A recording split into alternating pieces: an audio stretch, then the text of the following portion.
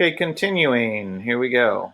Services. But the Black Power movement turned many white people away from the struggle for African American freedom, and by the end of the 1960s, many Americans' attention had shifted to the anti-war movement. Thanks, Thought Bubble. So it was Vietnam that really galvanized students, even though many didn't have to go to Vietnam because they had student deferments. They just really, really didn't want their friends to go. The anti-war movement and the civil rights movement inspired other groups to seek an end to oppression. So number 18, what other groups? We can begin with the Latinos or the Chicano movement.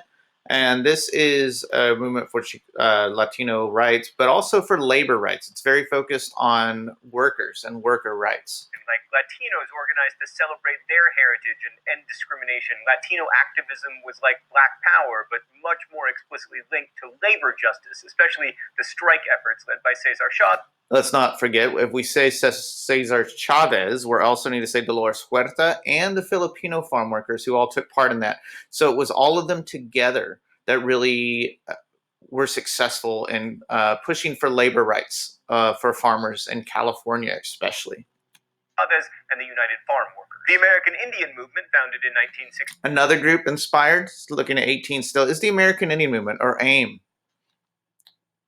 They're the ones who take over Alcatraz. That's number 19. They arm themselves and also try to retake Wounded Knee, where them and the FBI and some other tribes get into some pretty crazy, wild shootouts. So a much more militant movement, but also demanding Native rights. And it does succeed in expanding rights for Native Americans. 1968 took over Alcatraz to symbolize the land that had been taken from Native Americans, and they won greater tribal control over education, economic development, and they also filed suits for restitution. And in June of 1969, after... So this is the next one. They're saying that what starts the gay rights movement, it's a riot at Stonewall. There had been police violence against LGBTQ communities throughout the United States. And at this point, the people at Stonewall just evidently had had enough, and they began a couple days of rioting. I would like to remind you, though, before this, there were many movements here in California before Stonewall. So we had a place called Cooper's Donut in LA. We had a place called the Black Cat Tavern in Silver Lake. And we had a place called Compton's Cafeteria in the Tenderloin area of San Francisco. And all these were also early LGBTQ riots protesting the way that they were treated. Police raided a gay bar called the Stonewall Inn. Members of the gay community began a series of demonstrations in New York City which touched off the modern gay liberation movement. Oh, it's time for the mystery document? The rules here are pretty simple. I read the mystery document, guess the author, I'm either right or I get shocked. Alright, what do we got here?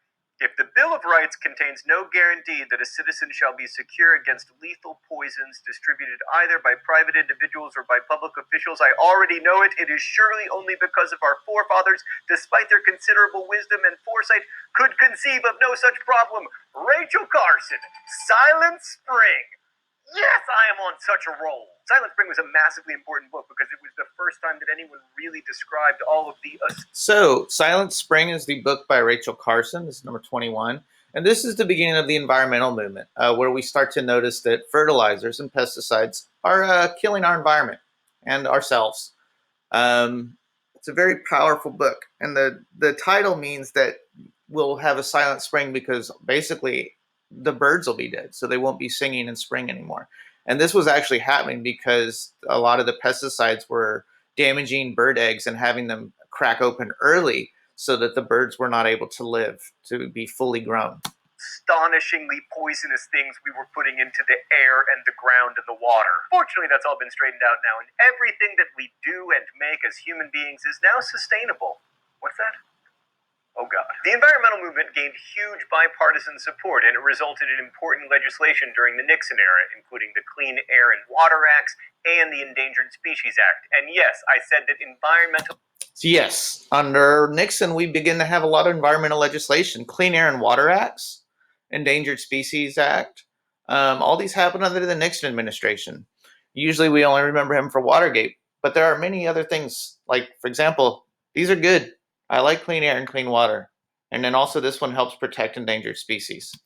legislation was passed during the Nixon administration. But perhaps the most significant freedom movement in terms of number of people involved and long-lasting effects was the American feminist movement. So next one, the most significant movement is the women's movement, the American feminist movement. This would be considered the second wave under Betty Friedan and her book, The Feminine Mystique, which really started to open women's eyes to the issues that they faced.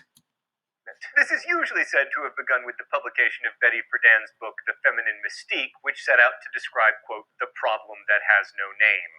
Turns out the name is misogyny. Friedan described a constricting social and economic system that affected mostly middle-class women, but it resonated with the educated classes and led to the foundation of the National Organization of Women in 1966. Participation in student and civil rights movement led many women to identify themselves as members of a group that was systemically discriminated against. And by systemic, I mean that in 1963, 5.8% of doctors were... So, here's some examples. 5.8% of doctors are women, 3.7% of lawyers, and then 10% of basically professors, people with PhDs. Women, and 3.7% of lawyers were women, and fewer than 10% of doctoral degrees went to women. They are more than half of the population. While Congress responded with the Equal Pay Act in 1963, younger women sought greater power and autonomy in addition to legislation. Crucially, 60s-era feminists opened America to the idea that the personal is political, especially when it came to equal pay, childcare, and abortion. Weirdly, the branch of government that provided most support to the expansion of personal freedom in the 1960s was the most conservative. Yes, the branch of government that did the most for women's rights is this group of all men right here. There's Earl Warren. This is the Warren Court. So civil rights legislation and women's, like a lot of rights for women, all under just the irony is very deep here. All under this group of old men right here. They give women more rights than probably any other Supreme Court in history. The Supreme Court.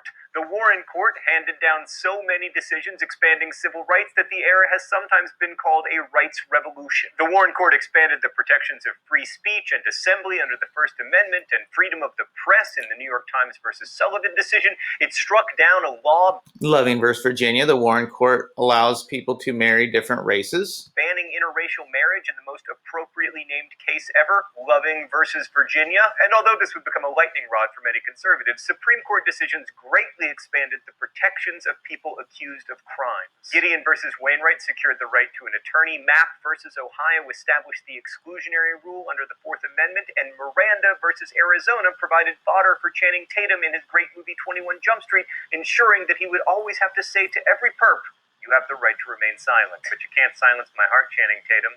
It beats only for thee." But the most innovative and controversial decisions actually established a new right where none had existed in the Constitution.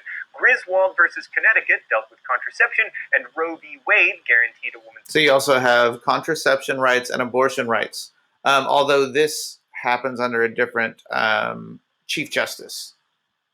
I won't confuse you. I'll just keep going here. right to an abortion, at least in the first trimester, and those two decisions formed the basis of a new right, the right to privacy. Protests, the counterculture, and the liberation movements continued well into the 1970s, losing steam with the end of the Vietnam War and America's economy plunging into the toilet. For many, though, the year 1968 sums up the decade. 1968 began with the Tet Offensive in Vietnam, which stirred up the anti-war protests. Then, racial violence erupted after the assassination of Martin Luther King Jr. on April 4th, 1968. Then anti-war demonstrators, as well as some counterculture types, arrived in large numbers at the 1968 Democratic Convention in Chicago, where they were set upon by police and beaten in what was later described as a police riot. 1968 also saw the Prague Spring Uprising in Czechoslovakia crushed by the Soviets, and student demonstrators were killed by the police in Mexico City, where the Olympics were held, and Parisians... So in other words, he's saying in 1968, pretty much everything happened. It's considered one of the most